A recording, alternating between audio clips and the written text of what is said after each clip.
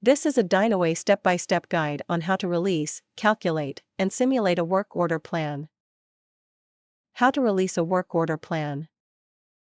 Once you are done with filling out the work order plan, click Release to proceed with the creation of work orders from the plan.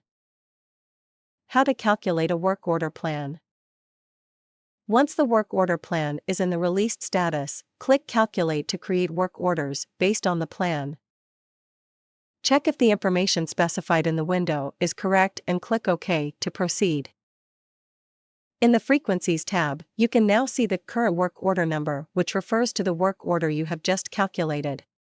You can click the number to view the work order or make changes to it if needed. Clicking on the current work order number on the Frequencies tab opens the work order card. How to simulate a work order plan. On the work order plan, click Simulate Plan to simulate work orders. In the window, you will see the work order plan in the plan number field. Click OK to continue. Click Simulated Instances to view the simulations you have just created. On the list, you can see all simulated instances from the work order plan you have created.